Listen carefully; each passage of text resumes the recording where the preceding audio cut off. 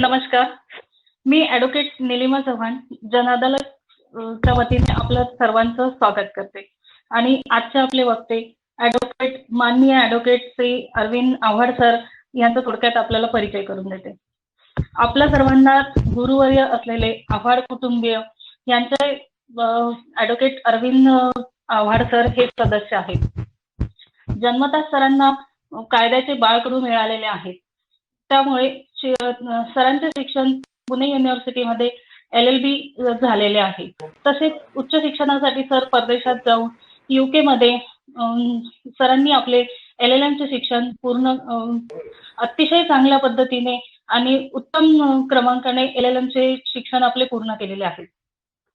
सरांना आपल्या शिक्षणामुळे परदेशात खरं तर वकिली क्षेत्रात चांगली संधी उपलब्ध असतानाही सर आपल्या कुटुंबाच्या वकिली व्यवसायाचा वारसा हा स्वकर्तृत्वाने आपल्या देशातच स्वबळावरती पुढे नेतात आहे, याचा आम्हा सर्वांना खूप अभिमान वाटतो आहे.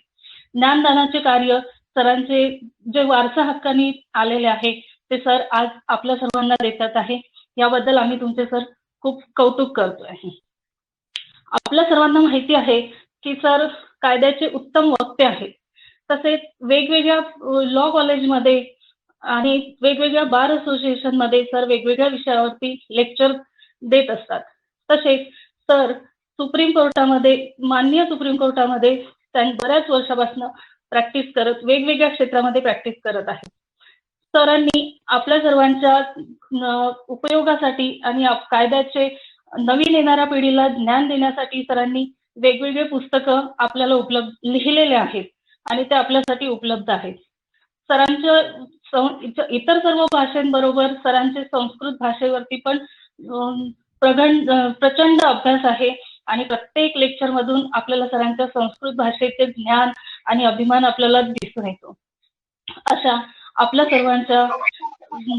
सर्वांच्या गुरुवर्य स्थानी असलेल्या श्री ॲडव्होकेट अरविंद आव्हाड सरांना मी आता विनंती करते की त्यांनी आपल्या आजचा जो विषय आहे पॉवर्स ऑफ सुप्रीम कोर्ट याच्यावरती त्यांनी आपले ज्ञानदान करावे, आपले मार्गदर्शन करावे. धन्यवाद सर.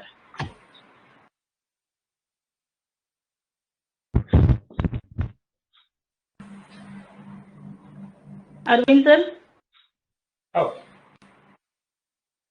नमस्कार सर. नमस्कार. आजचा खरं तर ज्या चव्हाण मॅडमने सगळा आज उल्लेख केला त्याच्यामुळे मला आपल्या ह्या पुणे बारनी आणि या जन अदालतने आयोजित केलेला आजचा कार्यक्रम त्याच्यामध्ये विशेष करून उपस्थित राहताना आपल्या घरचाच कार्यक्रम आहे अशा प्रकारचा अनुभव येतो. सागर नेवसे सरांनी गेले 12-15 वर्षापासून हा जन अदालतचा उपक्रम सोशल ऍक्टिव्हिटी या कारणास्तव राबवलेला आहे. याचाही आमच्या सर्वांना अभिमान आहे, त्यांच्याबद्दल आपुलकी पण आहे आणि ह्या कार्यक्रमासाठी शुभेच्छा सुद्धा आहे. खरं तर Rani Kamble madam, Chavan madam, Nilima Chavan madam आणि सागर नेवसे सर या सगळ्यांचा उल्लेख करून मी आता भाषणाला सुरुवात करतो. ठीक आहे? Thank you sir. सुरुवात करूया. हा सर, हा चालेल. Friends, the topic which has been given to me today happens to be the powers of Indian Supreme Court. भारतीय सुप्रीम कोर्टाच्या काय काय पॉवर्स आहेत, भारतीय सुप्रीम कोर्ट किती शक्तिशाली आहे हे सांगण्यासाठी आज मला तुम्ही लोकांनी इथं वेबिनारच्या माध्यमातून बोलवलेलं आहे. खरं तर आज आता सर्वत्र ह्या कोविड-19च्या अनुषंगाने लॉकडाऊन आहे आणि आपण टीव्हीवरती पाहतो महाभारत आणि रामायणची सिरियल सर्वत्र चालू आहे, बरोबर?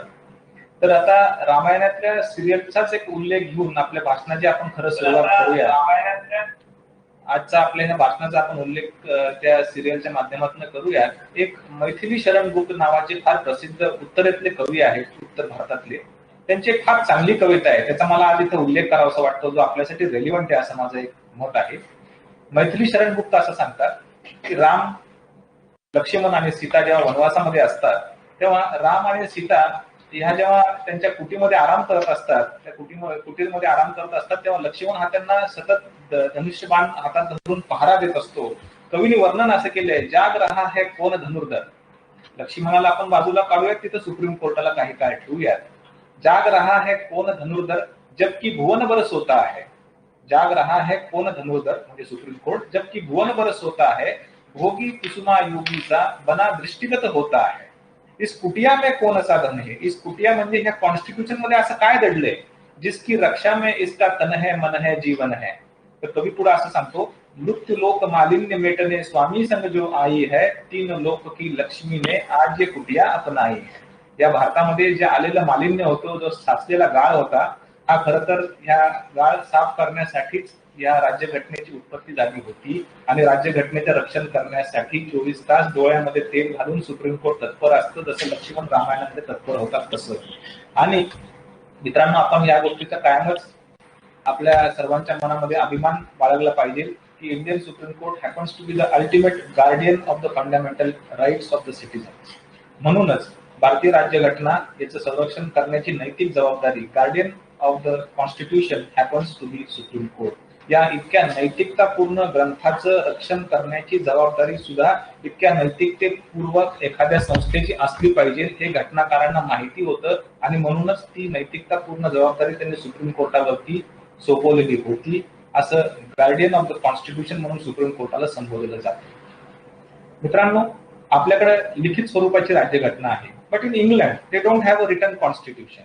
England it is sed jokingly that the Parliament of England can do and undo anything except converting a man to a woman and a woman to a man.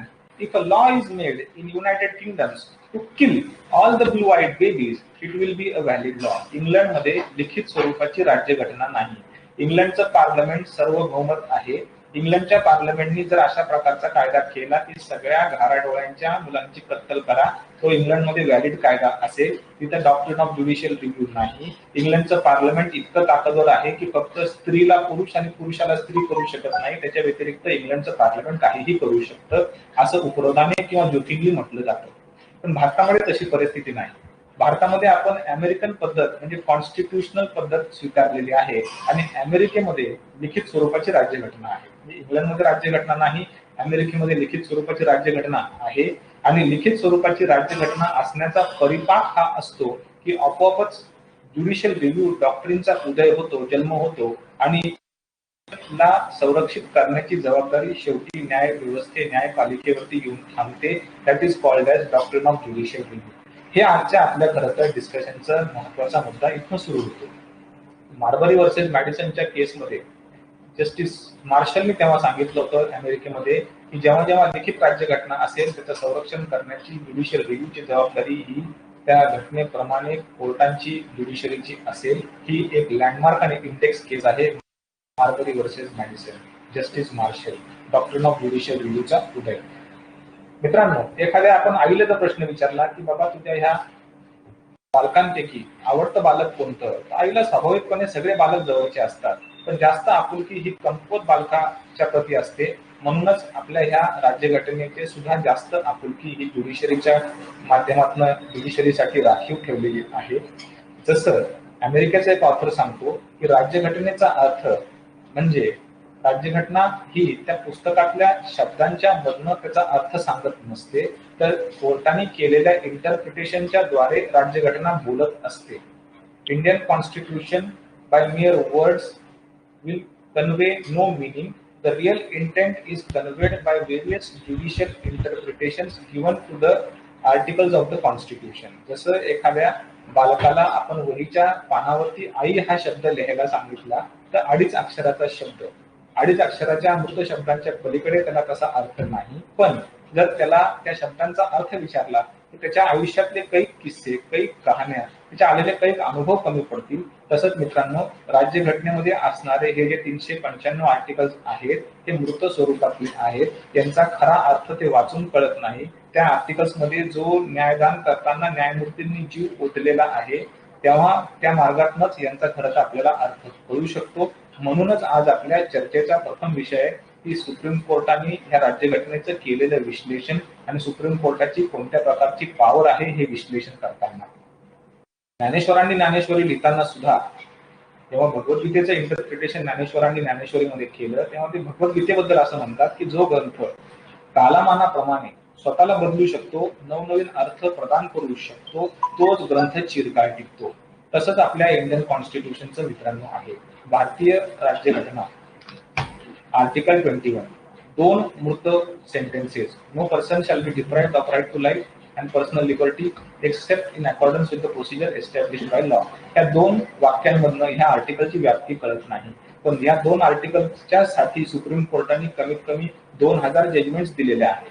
आणि सुप्रीम कोर्टाने या दोन वाक्यांचं विश्लेषण करताना विशाखाच्या केसमध्ये सांगितलं की right to life include right against sexual harassment. MC मेहताच्या केसमध्ये right to life include environment.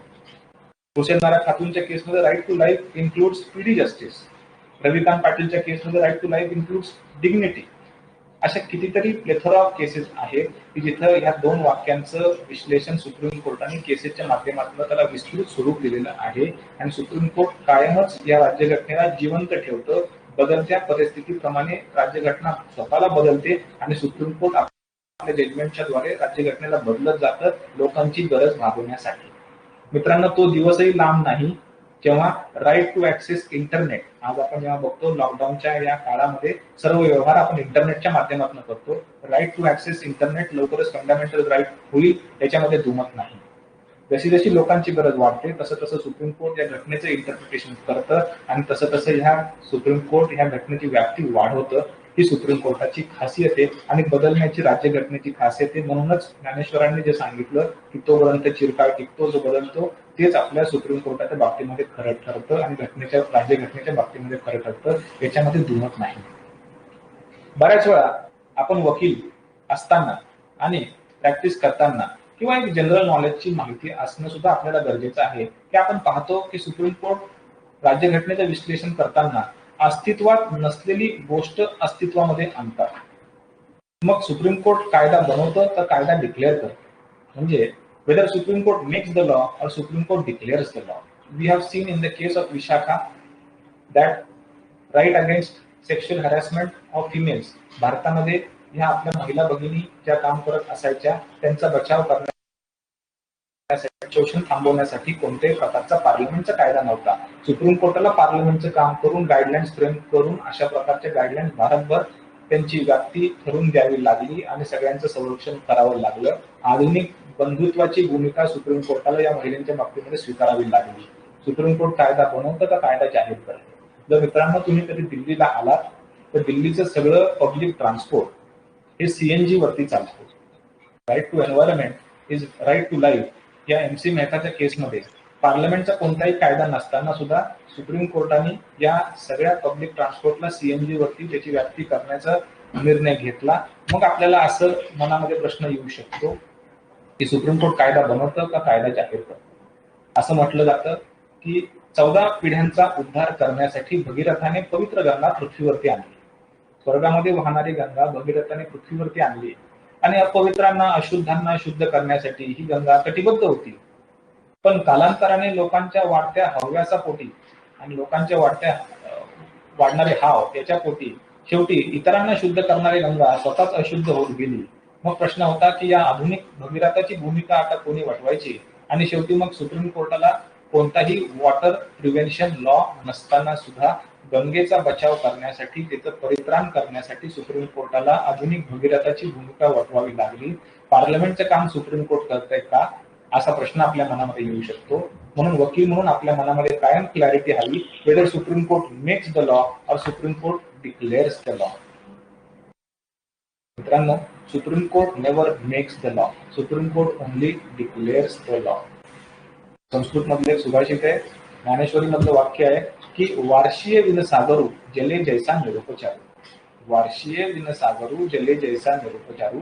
आपण पाहतो जेव्हा जेव्हा दुष्काळ येतो तेव्हा नदी नाले हे सगळे ओस पडतात, त्याच्यातलं पाणी संपून जातं. तर मित्रांनो, समुद्र महासागर तो कधीही आटत नसतो. जेव्हा जेव्हा न्यायदान करताना पार्लमेंटने केलेल्या कायद्यांना तुटवडा पडतो, दुष्काळ येतो, महिलांचं लैंगिक शोषण होते, वाचवण्यासाठी कोणताही कायदा नाही, एन्व्हायरमेंटचं पोल्युशन होतंय, वाचवण्यासाठी कोणताही कायदा नाही, तेव्हा मग शेवटी सुप्रीम कोर्टाला घटना नामक महासमुद्राकडे महासागराकडे वळावं लागतं. आपल्या जजमेंटच्या द्वारे त्या समुद्राचं पाणी फिल्टर करून तुम्हा आम्हा सारख्यांची न्यायतृष्णा भागवावी लागते. वार्षीय सागरू जले जैसा निरुपचारू. कितीही दुष्काळ आला तरी समुद्रातलं पाणी आटत नसतं.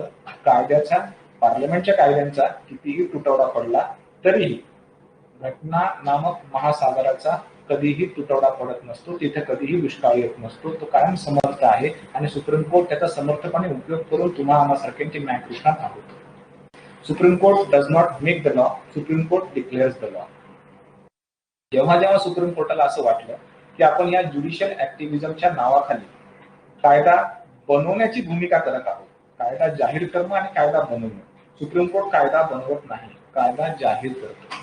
जेव्हा जेव्हा सुप्रीम कोर्टाला असं जाणवलं की या ज्युडिशियल ऍक्टिव्हिजमच्या नावाखाली आम्ही आता चुकून पार्लमेंटची जे काम आहे ते बजवायला लागलेलो आहे, तेव्हा तेव्हा सुप्रीम कोर्टाने आपली ही चूक मान्य केली. त्या केसेस कोणत्या तेही आपण आता पाहूया.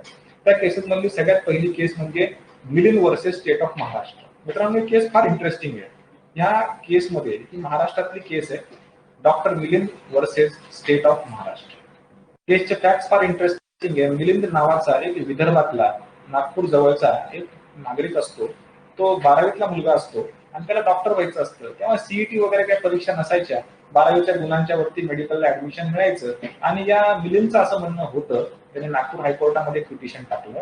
त्याचं म्हणणं असं होतं की मी हलवा पौष्टिक कम्युनिटीचा आहे आणि माझी जमात ही reserve caste, reserve tribe, schedule tribe जमात नाही, माझ्या जमातीला रिझर्वेशन नाही. फॅक्ट्स फार महत्वाचे आहेत, तुम्ही नीट ऐकून नोंदून घेतले पाहिजे. मिलिंदचं म्हणणं फार कौशल्यपूर्ण असं होतं की माझी जमात ही कोणत्याही पद्धतीने आरक्षित जमात नाही, पण माझ्या जमातीमध्ये आणि ज्या जमातीला राज्यघटनेने आरक्षण दिलेले, पार्लमेंटने आरक्षण दिलेलं आहे, त्या जमातीमध्ये बऱ्यापैकी साम्य आहे. राईट टू इक्वालिटीचं प्रिन्सिपल तुम्ही आता लावा, मलाच नाही माझ्या पूर्ण जमातीला तुम्ही आता या रिझर्वेशनचा फायदा द्या.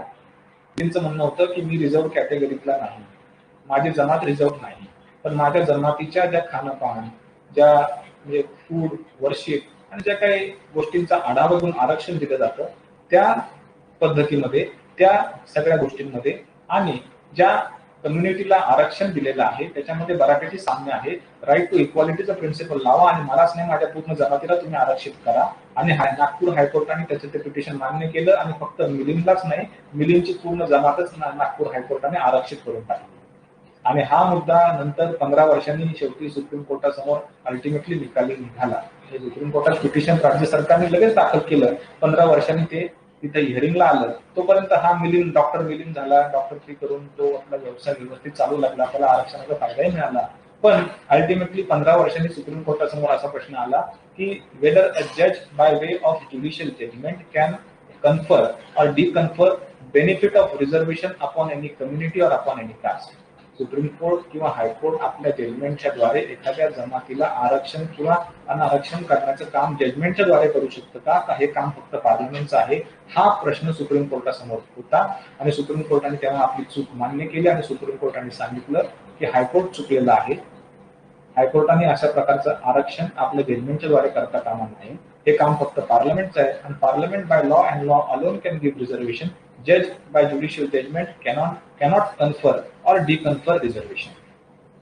म्हणजे making and declaring of the law, इथे supreme court law make it was in the shoes of law making proceedings, and then Supreme Court clarified, rectified itself, and Supreme Court said we can only declare the law whenever we are to make the law. That is our incapacity, that is our incompetency, that making of the law is responsibility of the parliament. आणि या मिलिंदच्या केसमध्ये supreme कोर्टाने मान्य केलं की आम्ही कायदा बनवू शकत नाही, कायदा जाहीर करू शकतो. म्हणून सुप्रीम कोर्टाने आपला हायकोर्टाचा निकाल तत्काळ केला. P Ramchandra Rao versus state of Karnataka. पुढची केस जिथे सुप्रीम कोर्टाने पुन्हा आपली चूक मान्य केली आणि आम्ही कायदा फक्त जाहीर करतो असं सांगितलं, कायदा बनवत नाही, हे सुप्रीम कोर्टाने पुन्हा एकदा त्याचा पुनरुच्चार केला. P Ramchandra Rao versus state of Karnataka. P Ramchandra Rao versus state of Karnataka फार इंटरेस्टिंग केस होती. भारतभर आपण असं पाहतो की ज्युडिशरी बद्दल असं बोललं जातं की जस्टिस डिलेड की जस्टिस डिनायड. वडील खटला दाखल करतात आणि त्याचे फळ मुलाला किंवा नातवाला मिळतात असं आपल्याकडे जोकिंगली म्हटलं जातं. अशा प्रकारची न्यायव्यवस्थेची कोटी त्याच्यावरती केली जाणारी टिंगल ही सुप्रीम कोर्टाच्या लक्षात आली आणि पी रामचंद्रराव या केसमध्ये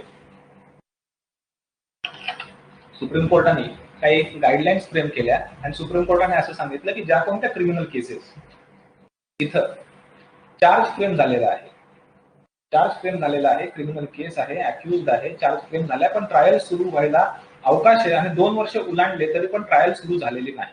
चार्ज फ्रेम होऊन 2 वर्ष ओलांडले पण ट्रायल सुरू झालेली नाही. अशा मधल्या सगळ्या आरोपींना तुम्ही डिस्चार्ज किंवा ऍक्विट करून टाका. ज्या कोणत्या भारतात क्रिमिनल केसेस पेंडिंग आहेत, चार्ज फ्रेम झालाय, 2 वर्ष ओलांडले, ट्रायल सुरू झालेली नाही, जस्टिस डिलेड जस्टिस डिनाइड हे प्रिन्सिपल लावा आणि ह्या सगळ्या आरोपींना तुम्ही ऍक्विट किंवा डिस्चार्ज करून टाका. आणि मग भारतभर शेवटी या जजमेंटची ऍप्लिकेबिलिटी सुरू झाली आणि मग असं जाणवलं की अरे जसं काही लोक विनाकारण ह्या डिलेमुळं, या विलंबामुळे भरडले जात होते, पण जेन्युइन केसेसमध्ये जिथे खरंच तो आरोपी गुन्हेगारी स्वरूपाचं कृत्य केलेलं होतं, तो सुद्धा याचा फायदा घेऊ इच्छित होता. आणि मग सुप्रीम कोर्टाला आपली ही चूक मान्य करावी लागली आणि सुप्रीम कोर्टाने ह्या पी रामचंद्र राव या केसमध्ये आपली चूक मान्य करून आपलं ते जजमेंट पुन्हा रद्दबातल केलं, सेट असाइड केलं आणि सुप्रीम कोर्टाने सांगितलं की अशा प्रकारचं ऍक्विटल किंवा discharge on the count, acquittal or discharge on the count of delay is not within the parameters of judicial review. That can be done by way of necessary amendments in CRPC or IPC, but that cannot be done by judgment by a judge by way of his judgment. म्हणजे शेवटी तुम्ही आता जसं मगाशी म्हटलं की रामायण आणि महाभारताचे serial चालतात, तर महाभारताच्या युद्धामध्ये त्याला आजच्या आपल्या ह्या डिस्कशनसाठी अनुसरून त्याच्यातले तुम्हाला उल्लेख करून सांगतो, संस्कृत मधलं सुभाषित सांगतो. महाभारताचं युद्ध चालू असतं, दुर्योधन हा पांगळाहून पडलेला असतो, त्याला कृष्ण भेटायला जातो, तर दुर्योधन कृष्णाला प्रश्न विचारतो की तुझ्यापेक्षा जास्त सैन्यबळ कृष्णा माझ्याकडे होतं, तुमच्यापेक्षा मोठे मोठे योद्धे माझ्याकडे होते, तरी सुद्धा माझी अशी अपंग होऊन पडण्याची अवस्था, अशी यायची वेळ माझ्या भाग्यात का आली? तर कृष्णाने दिलेलं उत्तर फार मार्मिक आहे, मौलिक आहे आणि आपल्या सगळ्या सुप्रीम कोर्टातल्या न्यायमूर्तींना बहुतेक कृष्णाचं हे वाक्य माहीत असावं. कृष्ण दुर्योधनाला सांगतो की त्वम जानम अधर्मम नचले प्रवृत्तम, की धर्म अधर्म, चांगलं वाईट काय हे तुला चांगलं माहिती आहे, पण आपली चूक मान्य करणं, आपली चूक झालेली चूक मान्य करून ती दुरुस्त करणं, ती लवचिकता, तो मनाचा मोठेपणा, ती नम्रता, ती तुझ्याकडे नाही. म्हणून दुर्योधना शेवटी तुला असं अपंग होऊन पडण्याची वेळ आलेली आहे. मित्रांनो, सुप्रीम कोर्ट मोठ्या मनाने नम्रतापूर्वक आपली चूक मान्य करतं, आपल्या जजमेंटच्या द्वारे तिचा पुनरुच्चार करतं, सुधारित न्याय परत लोकांच्या समोर आणतं. म्हणूनच सुप्रीम कोर्ट असं अपंग होऊन पडत नाही आणि लोकांच्या मनामध्ये सुप्रीम कोर्टाबद्दल आस्था आहे, कॉन्फिडन्स आहे. याचं कारणच सुप्रीम कोर्टाच्या या आपल्या चूक मान्य करून ती चूक सुधारण्याच्या मोठेपणामध्ये आहे, हे लक्षात घ्या. बऱ्याच वेळा प्रश्न आपल्याकडे असा येतो की भारतामध्ये इंडिपेंडंट ज्युडिशरी आहे का आणि इंडिपेंडंट ज्युडिशरी का असायला हवी. मी मित्रांनो 2 वर्ष इंग्लंडमध्ये शिकून आलेलो आहे. तर इंग्लंडमध्ये जो मुख्य न्यायमूर्ती असतो त्याला लॉर्ड चान्सलर असं म्हटलं जातं, संबोधलं जातं. हा जो लॉर्ड चान्सलर असतो ना मित्रांनो, हा सकाळी उठतो. इंग्लंडमधला चीफ जस्टिस त्याला लॉर्ड चान्सलर असं म्हणतात. हा लॉर्ड चान्सलर सकाळी उठतो आणि जाऊन रविशंकर प्रसादांच्या खुर्चीवरती बसतो, म्हणजे लॉ मिनिस्टरच्या खुर्चीवरती बसतो. हा लॉर्ड चान्सलर दुपारी त्या लॉ मिनिस्टरचं काम झालं की चीफ जस्टिस म्हणजे बोबडे साहेबांच्या खुर्चीवरती जाऊन बसतो. तिकडचं काम आटोपलं दुपारचं की परत मग पूर्व दुपारच्या सेशनसाठी तो लोकसभेच्या स्पीकर म्हणजे ओम बिर्लांच्या खुर्चीवरती जाऊन बसतो. इंग्लंडमधले लॉर्ड चान्सलर हे त्या हाऊसचे स्पीकर असतात, पार्लमेंटचे स्पीकर असतात. इंग्लंडमधला लॉर्ड चान्सलर चीफ जस्टिस असतो आणि इंग्लंडमधला लॉर्ड चान्सलर हा लॉ मिनिस्टर असतो. तिन्ही फंक्शन्स त्या एकाच्या हातामध्ये एकवटलेले आहे. इंग्लंडमध्ये इंडिपेंडंट ज्युडिशरी नाही, पण भारतामध्ये इंडिपेंडंट ज्युडिशरी आहे. जसं आपण मगाशी मी सांगितलं, एखाद्या आईला जर आपण प्रश्न विचारला की बाई तुझ्या ह्या बालकांपैकी आवडतं बालक कोणतं, एखाद्या आईला जर 3 मुलं असतील आणि विचारलं 3 मुलांपैकी आवडतं मूल कोणतं, आईला सगळी मुलं सारखी असतात, पण जास्त आपुलकी, जास्त कळवळा तो जो आधू असतो, जो लंगडा असतो, कमकुवत असतो, कमी बलवान असतो, त्याच्याबद्दल आईला जास्त आपुलकी असते. राज्यघटनेला सुद्धा 3 मुलं आहेत. एक आहे पार्लमेंट, एक आहे प्राईम मिनिस्टर म्हणजे एक्झिक्युटिव्ह आणि एक आहे judiciary. It is jokingly sed of the 3 kids of the constitution judiciary is the weakest. राज्यघटनेच्या 3 मुलांपैकी ज्युडिशरी हे सगळ्यात कमकुवत आहे. It is neither with a sword nor with a purse. त्याच्याकडे स्वोर्ड म्हणजे तलवार, मिलिटरी किंवा पोलीस फोर्स नाही आणि पर्स म्हणजे बजेट सँक्शनिंग पॉवर नाही. It is neither with a sword nor with a purse but mere judgement.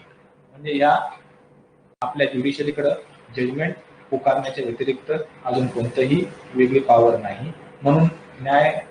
म्हणूनच आपल्या ह्या राज्यघटनाकारांना हे आधीपासून ठाऊक होतं की आपला हा मुलगा कमकुवत आहे, याला आपण संरक्षित केलं पाहिजे, याची ह्या इतर दोन मुलांच्या पासून गळचेपी होण्यापासून ह्या ज्युडिशरीचा बचाव केला पाहिजे. Therefore we have independent judiciary in India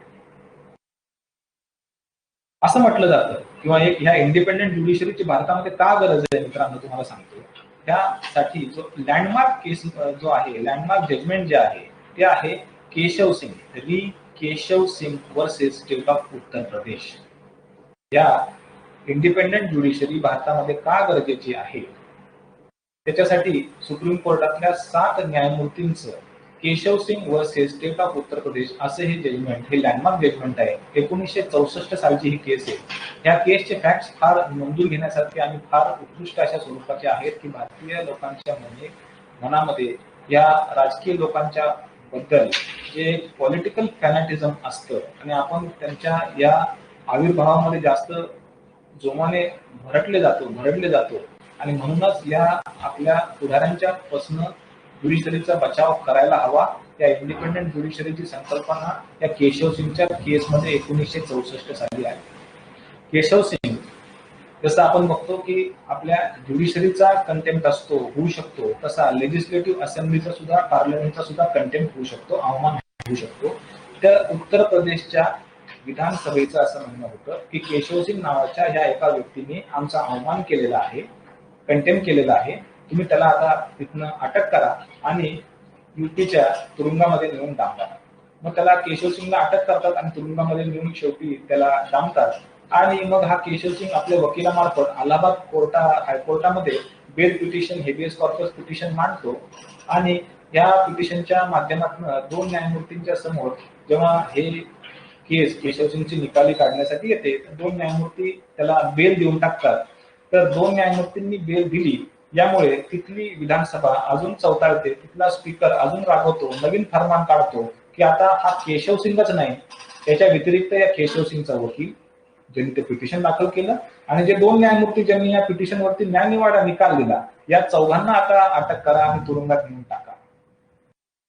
मित्रांनो, भारतामध्ये या केसमध्ये सर्वप्रथम असा मुद्दा चर्चेत आला, वेदर अ जज discharging his judicial function is answerable to the parliament.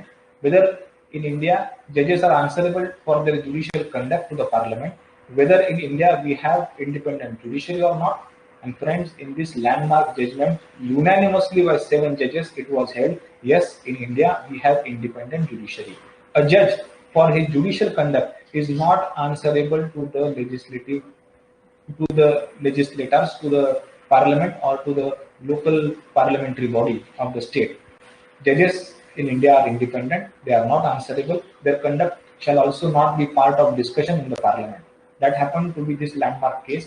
याच केसच्या अनुषंगाने तुम्हाला एक प्रॅक्टिकल आपल्या पुण्यामधलीच केस, ज्या भागात मी इथं राहतो कोथरूडला, तेव्हा आमच्या इथे लोकसभेचे खासदार होते सुरेश कलमाडी.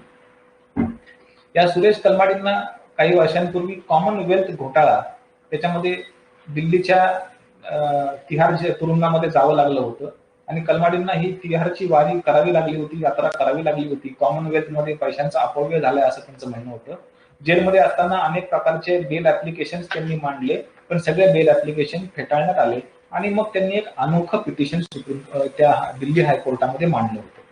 कलमाडींचे सगळे बेल पिटिशन्स फेटाळले गेले, त्यांनी एक अनोखं बेल पिटिशन मांडलं. त्याच्यामध्ये त्यांच्या बहुतेक वकील हुशार असावा, त्या वकिलांनी त्याच्यामध्ये डिफेन्स किंवा त्या पॉइंट्स किंवा महत्वाचे मुद्दे असे घेतले, बेलसाठीचे कारण, ग्राउंड असे घेतले की आमचे हे जे तुरुंगात असणारे अक्युज्ड आहेत हे लोकसभेचे खासदार आहेत, जनतेचे प्रतिनिधी आहेत, अनेक वर्षांपासून किंवा अनेक महिन्यांपासून तुरुंगात आहेत. हे तुरुंगात असल्यामुळे यांना बेल नकोय असं त्या वकिलाचं म्हणणं होतं. पण हे तुरुंगात असल्यामुळे त्या लोकांची गळचेपी होती, ज्या लोकांचं प्रतिनिधित्व हे लोकसभेत करतात, त्यांचा आवाज दबल्या गेलेला आहे. यांच्यासाठी नाही, पण त्या लोकांना न्याय देण्यासाठी कमीत कमी कलमाडींना बेल द्या, असं कलमाडींच्या वकिलांनी दिल्ली हायकोर्टामध्ये याचिका केली. आणि राजीव सहाय अँड लॉ हे नाव तुम्ही खरं तर नोंदून घ्यायला हवं. हे राजीव सहाय अँड लॉ हे अत्यंत उत्कृष्ट दिल्ली हायकोर्टाचे न्यायमूर्ती आहेत. इलेक्ट्रॉनिक एव्हिडन्स वरती सुद्धा यांचे काही चांगले चांगले जजमेंट्स आहेत. हे राजीव सहाय अँड लॉ यांच्यासमोर कलमाडींचं मॅटर लागलं आणि त्यांनी त्या कलमाडींच्या पिटिशनवरती अशी ऑर्डर केली की खरंच जर का यांना आपल्या मतदारसंघातल्या लोकांचा पुळका किंवा आपुलकी आहे तर खरंच जेव्हा हे तुरुंगात नसताना बाहेर फिरत होते तेव्हा किती वेळा यांनी पार्लमेंटरी सेशन्स अटेंड केल्या, किती पार्लमेंटमध्ये प्रश्न उत्तर त्या तासामध्ये भाग घेतला, किती योग्य पद्धतीने आपल्या पार्लमेंटरी कंडक्टला हे खरे उतरले. या सगळ्या गोष्टींचा न्यायनिवाडा करण्यासाठी त्यांनी स्पीकर ऑफ लोकसभेला फरमान मागवलं आणि सगळी पुस्तिका शेवटी मागून घेतली आणि नंतर त्या पार्लमेंटरी प्रोसिडिंग्सचा सगळा आढावा घेतल्यानंतर या पार्लमेंटेरियनचं या खासदाराचं वर्तन बेल देण्यासारखं नाही असं त्यांनी त्या केसमध्ये जाहीर केलं. म्हणजे अमुक लोकसभेचा प्रतिनिधी त्याचं वर्तन हे राज्यघटनेला अनुसरून आहे का नाही हे सुप्रीम कोर्ट किंवा हायकोर्ट कायम स्क्रुटिनाइज करू शकतं, ज्युडिशियल रिव्ह्यूच्या द्वारे त्याची तपासणी करू शकतं, त्याचं खंडन विश्लेषण करू शकतं. मात्र अमुक जज हा घटनेच्या चाकोरीमध्ये काम करतोय का, त्याचं काम घटनेच्या चाकोरीबद्ध काम आहे का, तो जज असा कोणत्याही प्रकारचं उत्तरदायित्व पार्लमेंटच्या प्रती देऊ शकत नाही. पार्लमेंट त्याच्याकडे कोणत्याही प्रकारची अशी विचारणा करू शकत नाही. भारतामध्ये इंडिपेंडेंट ज्युडिशरी आहे. भारतामधले न्यायमूर्ती हे पार्लमेंटेरियन्सला आन्सरेबल नाही एक्सेप्ट इन इम्पिचमेंट प्रोसिडिंग्स. जेव्हा जजला काढून टाकण्याची इम्पिचमेंट प्रोसिडिंग होत असते तेव्हाच मात्र या जजला आपलं ज्युडिशियल कंडक्ट हे तिथं सिद्ध करावं लागतं. इतर कोणत्याही न्यायमूर्तीला कोणतेही पार्लमेंट फरमान सोडून प्रश्न उत्तरासाठी समोर बोलून घेऊ शकत नाही. मात्र न्यायमूर्ती पार्लमेंट मधल्या कोणत्याही माणसाची कृती ही घटनेच्या चाकोरीत आहे का हे कायम त्याचा आढावा घेऊ शकतो. याची आपल्या मनामध्ये हुंदाट असावी. मित्रांनो, आपण आता पाहतो की बऱ्याच वेळा आपल्याकडं लोअर ज्युडिशरीच्या एक्झाम्स होतात. लोअर ज्युडिशरीची परीक्षा होते. आधी प्रिलिम एक्झाम असते, मग रिटर्न एक्झाम असते, ओरल एक्झाम असते, उत्तरला त्याची ट्रेनिंग होते आणि मग तुम्ही न्यायाधीश म्हणून नियुक्त होता. हे झालं लोअर ज्युडिशरी. पण what about appointments of high court and supreme court जजेस? मनामध्ये प्रश्न असा येऊ शकतो की एक वकील म्हणून किंवा एक जनरल नॉलेज साठी सुद्धा आपल्याला जर कोणी, आपल्या बऱ्याच वकिलांचे मुलं सुद्धा वकील असतात आणि आपल्या मुलाने आपल्याला जर प्रश्न विचारला की बाबा ते सुप्रीम कोर्ट किंवा हायकोर्टातले न्यायमूर्तींची नेमणूक कशी होते आणि आपण त्यांना फक्त एक फातूरमात्र उत्तर द्यायचं की ते कॉलेजियम त्यांची नेमणूक करतो. पण ते कॉलेजियम म्हणजे काय? कॉलेजियमची निर्मिती कुठनं झाली? कॉलेजियमच्या कडे असणारे जे सगळे पॉवर जे ते सुप्रीम कोर्टाच्या कोणत्या जजमेंटच्या द्वारे त्यांना मिळाले, तर मित्रांनो आपल्याला हे आपल्या मुलांना सांगता आलं पाहिजे. आपल्या मनामध्ये सुद्धा आपल्याकडे याच्याबद्दल क्लॅरिटी हवी. कारण appointment of high court and supreme court जजेस was always a hotly contested issue since the inception of Indian Constitution. What Article 124 says that the President shall, in consultation with Chief Justice of India, he shall appoint the judges of High Court and of Supreme Court. राष्ट्रपती chief जस्टिसची consultation करून हायकोर्टातले किंवा supreme कोर्टातले न्यायमूर्ती नेमणार. हा जो शब्द आहे मित्रांनो, इन कन्सल्टेशन, राष्ट्रपतीने सुप्रीम कोर्टाची चीफ जस्टिसची इन कन्सल्टेशन करायचं, सल्लामसलत करायचं, म्हणजे शेवटी याच्यामध्ये अंतिम शब्द किंवा अंतिम ब्रह्मवाक्य कुणाचं, तर हा इन कन्सल्टेशन शब्द यांच्यामध्ये होणारी ही चर्चा, याच्यामध्ये शेवटचं किंवा अंतिम शब्दाला वजन कुणाच्या द्यायचं हा कायम वादाचा विषय होता. त्याच्यामध्ये आजही एक वाच्यता, एक मत नाही. इन कन्सल्टेशन म्हणजे जसं सोप्या भाषेत सांगायचं तर आपल्या घरामध्ये एखादा किंवा एखादी 16-17 वर्षाची मुलगी असते आणि आपल्या आईला किंवा वडिलांना प्रश्न विचारते, 50 वर्षाच्या आपल्या वडिलांना, की मी आता 8 वाजलेले आहेत, घराच्या बाहेर जाऊ का? आणि वडील हो किंवा नाही काही म्हणू शकतात. जर ते नाही म्हटले तर ती जात नसते. याचा अर्थ असा आहे की तिथे वडिलांच्या शब्दाला किंमत आहे, वडिलांच्या शब्दामध्ये बळ आहे. आणि हाच वडील जेव्हा घरामध्ये आपल्या एखाद्या वयस्कर आईला एखादी गोष्ट विचारतो तेव्हा ती वयस्कर अंथरुणाला खुंटलेली आई जेव्हा त्याला एखाद्या प्रश्नाचं उत्तर देते तेव्हा ती विचारणा म्हणजे फॉर्मॅलिटीच्या किंवा त्या आईला मोठेपणा दिला अशा स्वरूपाची असते. तर राष्ट्रपती आणि चीफ जस्टिस यांच्यामधला असणारा हा सल्ला मसलत, याच्यामध्ये शेवटी राष्ट्रपती ही घरातली वयस्कर आई आहे का राष्ट्रपती हा घरातला कर्ता पुरुष आहे, हा सुप्रीम कोर्टाच्या समोरचा प्रश्न होता. आणि सुप्रीम कोर्टाच्या कॉलेजियमच्या निर्मितीमागे हाच प्रश्नाचं उत्तर सुप्रीम कोर्टाला 3 जजमेंटच्या द्वारे द्यावं लागलं. कॉलेजियम सिस्टीम मध्ये अंतिम शब्द कुणाचा? राष्ट्रपती इंटू ब्रॅकेट प्राईम मिनिस्टर. राष्ट्रपती आपल्याला माहिती आहे भारतामध्ये the Indian president happens to be titular head, he is a nominal head. शेवटी तो काम करतो, कार्य करतो, तो प्राईम मिनिस्टरच्या सांगण्याप्रमाणे करतो. तर पंतप्रधानाचा शब्द अंतिम का चीफ जस्टिसचा शब्द अंतिम? शेवटी कोणी दिलेल्या नावांची त्या नावांना फायनॅलिटी द्यायची? पंतप्रधानचे नावं फायनल करायचे का चीफ जस्टिसचे नावं फायनल करायचे? तर मित्रांनो, हे 3 जजमेंट्स मध्ये जे सांगितले ती नावं फायनल करायची हे सुप्रीम कोर्टाने सांगितले. त्याच्यातलं पहिलं जजमेंट असं आहे, SP Gupta versus Union of India. 1983 सालचं चीफ जस्टिस भगवती सुप्रीम कोर्टाचे चीफ जस्टिस भारताचे सरन्यायमूर्ती असतानाची ही केस आहे.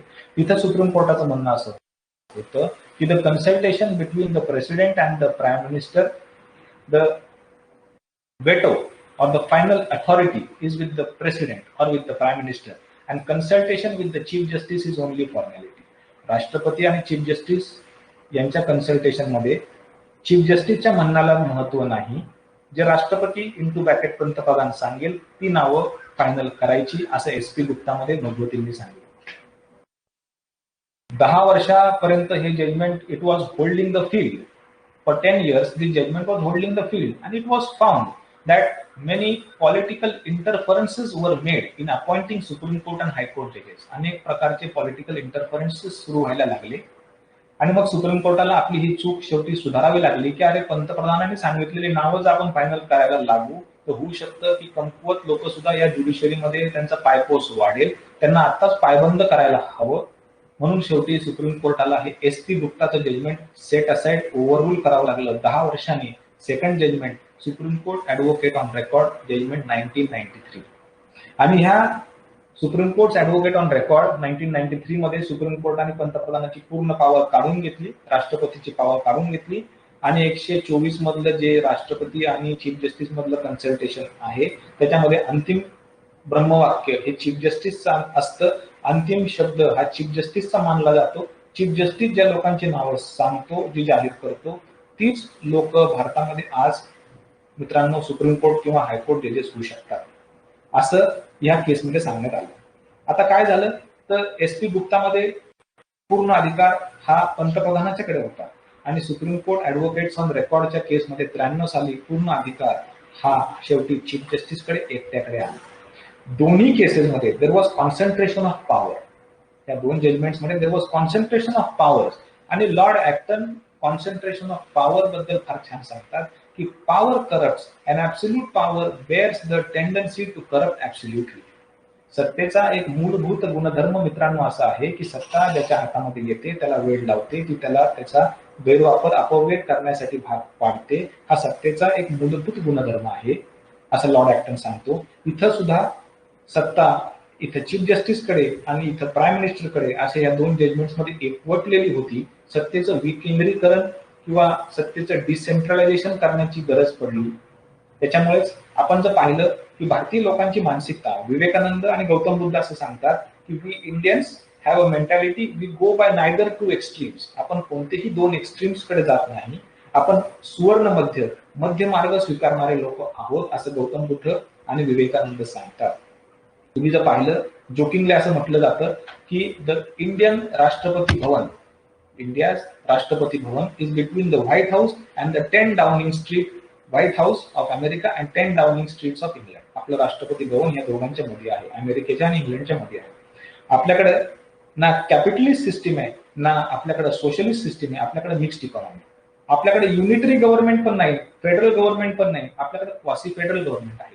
सुवर्ण मध्य स्वीकारणारे आपण लोक आहोत. तो सुवर्ण मध्य सुप्रीम कोर्टाला 3ऱ्या जजमेंटच्या द्वारे इथं स्वीकारावा लागला. कॉन्सन्ट्रेशन ऑफ पॉवर्स होऊ नये, एकटा चीफ जस्टिस बलवान होऊ नये, एकटा प्राईम मिनिस्टर बलवान होऊ नये, म्हणून 3ऱ्या केसचा जन्म झाला. आणि प्रश्न कधी उपस्थित झाला की भारतातले सुप्रीम कोर्ट आणि हायकोर्टातले न्यायमूर्ती कसे नेमले जातात, तर त्याचं उत्तर ह्या 3 जजमेंट्स मध्ये आहे आणि प्रामुख्याने या 3ऱ्या जजमेंट मध्ये आहे. स्पेशल नॅशनल कोर्टात 43 प्रमाणे रेफरन्स विचारला, ओपिनियन विचारलं, सुप्रीम कोर्टाने ते दिलं आणि सुप्रीम कोर्टाने असं सांगितलं की सगळ्या नेमणुका या फक्त चीफ जस्टिसच्या एकट्याच्या म्हणण्याप्रमाणे होणार नाहीत. तिथं कॉलेजियम कन्सेप्टचा जन्म झाला, उदय झाला.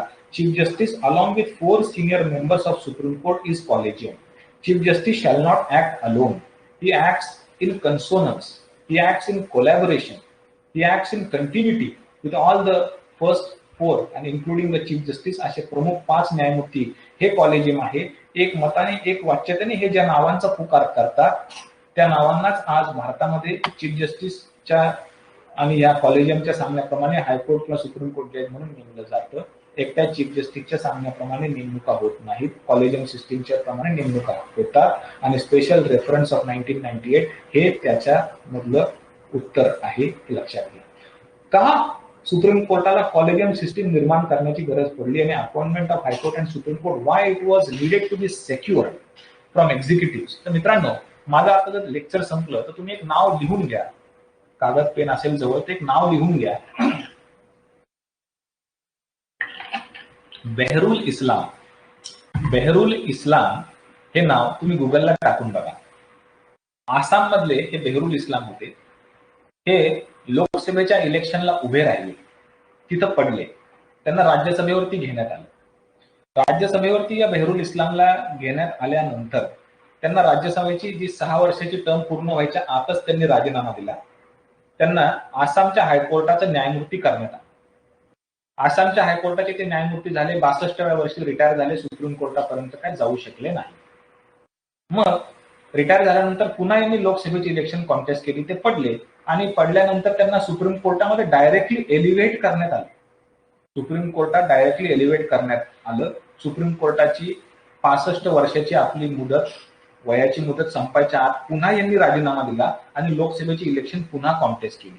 सुप्रीम कोर्टातल्या खुर्चीवरती बसलेल्या न्यायमूर्तीला लोकसभेच्या इलेक्शनचे डोहाळे लागू नयेत म्हणून शेवटी कॉलेजियम सिस्टीमचा उदय झालाय आणि म्हणूनच शेवटी या पॉलिटिकल इंटरफरन्स पासून अपॉइंटमेंटचा मज्जाव करायला हवा हे सुप्रीम कोर्टाला आधीपासून माहित होतं. आपल्या या इंडियन ज्युडिशरीला इंडिपेंडेंट ठेवायला हवं, अपॉइंटमेंट प्रोसेस इंडिपेंडेंट ठेवायला हवी, म्हणून या 3 जजमेंटच्या द्वारे कॉलेजियम सिस्टीमचा उदय निर्माण झालेला आहे, हे लक्षात घ्या.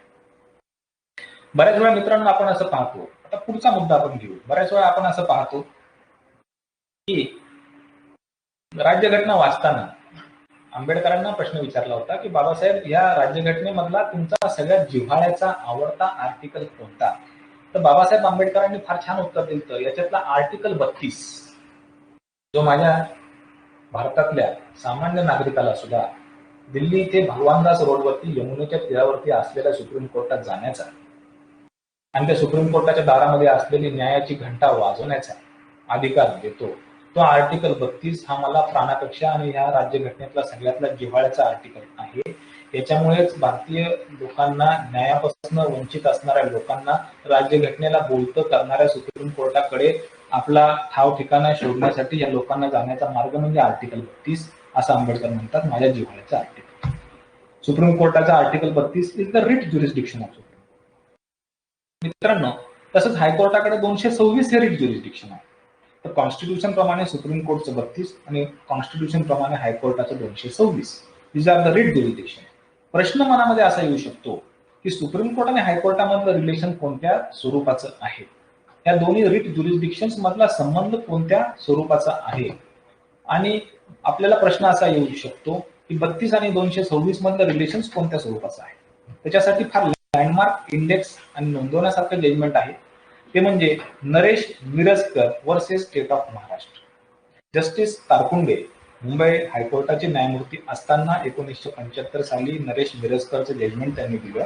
केसचे फॅक्ट्स, वस्तुस्थिती सगळ्या वकिलांना माहिती असण्यासारखी आणि नोंदून घेण्यासारखी आणि कॉन्स्टिट्युशनल रिलेशन्स कसं असायला हवं याबद्दल त्याची जाणीव करून देणारी आहे. नरेश मिरजकरच्या केसमध्ये हा नरेश मिरजकर मुंबई हायकोर्टात जातो. मुंबई हायकोर्टाचं जजमेंट त्याच्या विरुद्ध जातं. तो त्या हायकोर्टाच्या निकालाच्या विरुद्ध असहमत असतो, तो त्याला सुप्रीम कोर्टामध्ये चॅलेंज करायचा असतो. तर हायकोर्टाच्या निकालाच्या विरुद्ध सुप्रीम कोर्टात जाण्याची जी प्रक्रिया आहे, तर आपण सिव्हिल अपील करू शकतो, क्रिमिनल अपील करू शकतो, किंवा आपण स्पेशल लीव्ह पिटिशन करू शकतो, किंवा आपण 32 खाली सुद्धा सुप्रीम कोर्टात जाऊ शकतो. तर हा नरेश मिरजकर सिव्हिल अपील करत नाही, क्रिमिनल अपील करत नाही, हा आर्टिकल 32 प्रमाणे हायकोर्टाच्या निकालाच्या विरुद्ध सुप्रीम कोर्टामध्ये रिट पिटिशन करतो. वकील म्हणून आपण समजून घ्यायला हवं, हायकोर्टाच्या निकालाशी असंतुष्ट असताना सिव्हिल अपील करणं, क्रिमिनल अपील करणं किंवा स्पेशल लीव्ह पिटिशन करणं वेगळा मुद्दा आहे, आणि हायकोर्टाच्या विरुद्ध रिट पिटिशन करणं हा वेगळा मुद्दा आहे. आणि सुप्रीम कोर्टाच्या 7 न्यायमूर्तींच्या समोर हा प्रश्न आला होता की whether article 32 writ petition is applicable or whether Article 32 petition can be filed against order of High Court in Supreme Court. What exactly is the relation inter se Supreme Court and High Court? And in this landmark judgment, Supreme Court held that Article 32 writ jurisdiction is maintainable only when Article 32 writ jurisdiction is maintainable only when there is violation of fundamental right. And when fundamental right is violated by state, मित्रांनो एक लक्षात घ्या, Supreme court पुढे असं म्हणलं, judicial orders they do not violate fundamental right. High court is not state within definition of article 12 of the constitution. Judicial orders fundamental right violate करत नाहीत. Article 12च्या व्याख्येमध्ये high court मोडत नाही.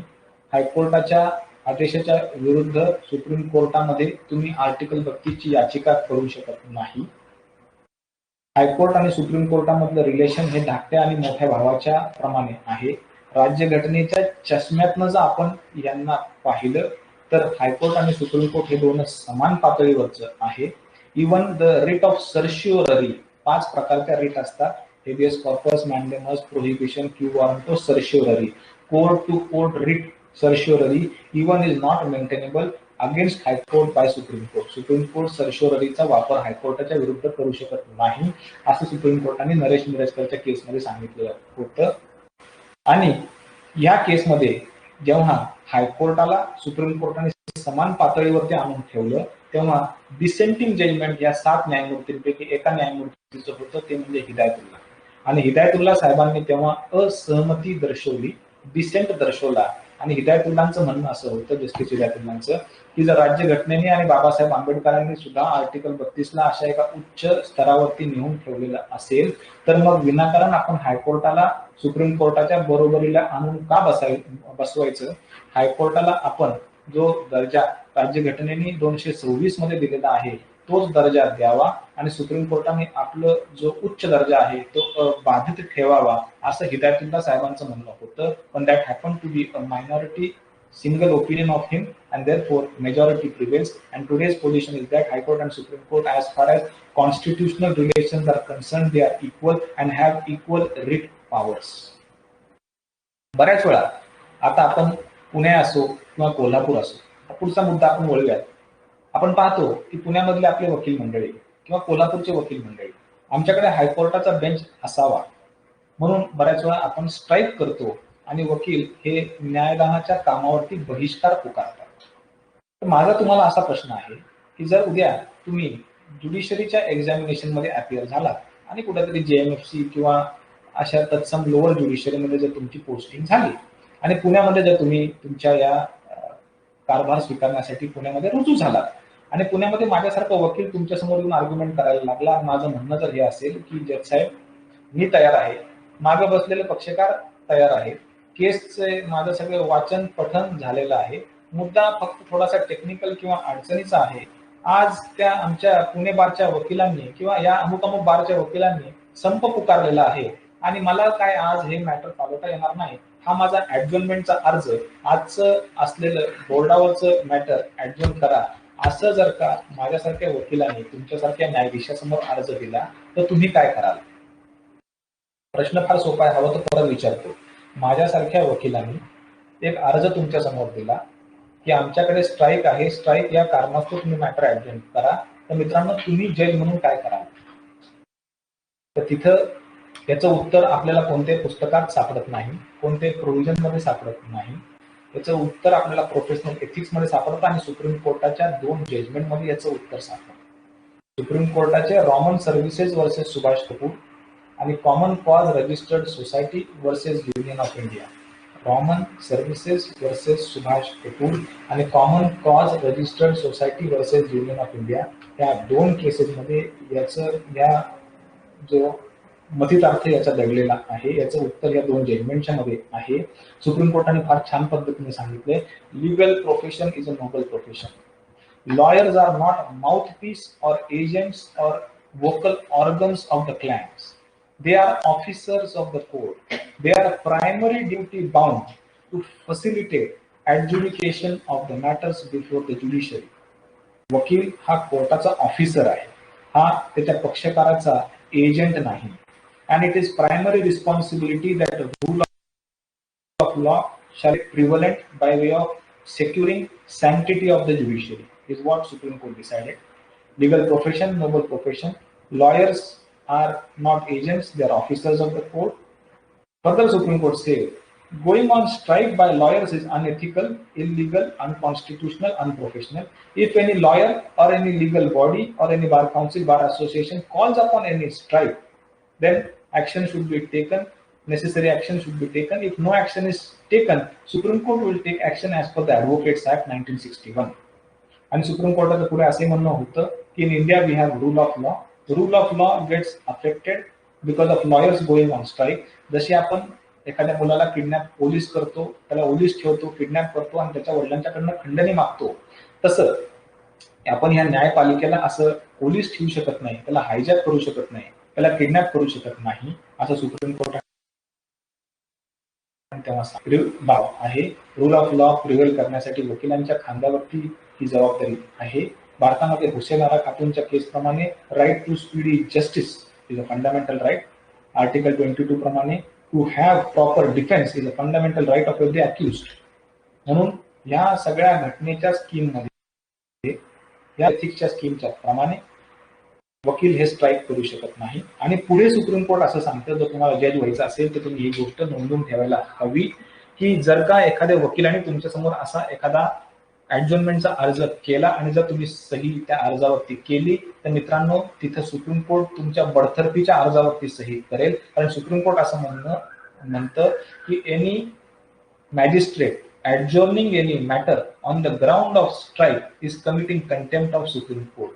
जर तुम्ही चुकून अशा एखाद्या मॅटर मध्ये ऍडजॉर्नमेंट स्ट्राईक या कारणास्तव केलं तर you are directly committing contempt of supreme court. Adjournment on the grounds of strike is contempt of Supreme Court was decided in these 2 highlighting landmark cases. बऱ्याच वेळा सुप्रीम कोर्टाच्या पॉवर्स बद्दल माहिती देताना सुप्रीम कोर्टाच्या मित्रांनो विविध प्रकारच्या, पुढचा मुद्दा, सुप्रीम कोर्टाच्या विविध प्रकारच्या पॉवर आहेत. इंडियन सुप्रीम कोर्ट प्रत्येक वकिलाला माहित असलं पाहिजे की आपण या व्यवसायामध्ये आलेलो आहोत. या व्यवसायामध्ये महात्मा गांधी, आंबेडकर, नेहरू अशा अनेक विद्वान लोक या व्यवसायाचे भाग होते आणि या व्यवसायाच्या या पिरामिडच्या शिखरावरती असलेलं सुप्रीम कोर्ट याची काय व्याप्ती आहे प्रत्येक वकिलाला आणि भारतातल्या प्रत्येक नागरिकाला माहित असणं गरजेचं आहे. भारतीय सुप्रीम कोर्टाकडे काही प्रकारचे ज्युरिस्डिक्शन्स आहेत. Indian supreme is the highest constitutional court, civil, highest criminal court in India. Indian Supreme Court is the equity court in India. Indian Supreme Court in cases of interstate dispute, आंतरराज्य वाद की शेवटी कर्नाटक आणि आपल्या महाराष्ट्रामधला वाद असेल तर मित्रांनो सीमेवरचे वाद, एखाद्या गावाबद्दलचा वाद, त्याच्याबद्दल ओरिजिनल खटला सुद्धा आपण सुप्रीम कोर्टात दाखल करू शकतो. बेळगाव तुमचं का बेळगाव आमचं, कृष्णा नदीचं पाणी तुमचं का किती पाणी आमचं, त्याच्याबद्दल direct a suit can be instituted in Supreme Court. So Supreme Court has original civil jurisdiction also. It is a civil court of original jurisdiction, but one jurisdiction Indian Supreme Court does not have. बाकीवरचे सगळे jurisdictions आहेत, फक्त एक jurisdiction भारतीय supreme कोर्टाला आहे, original criminal jurisdiction code.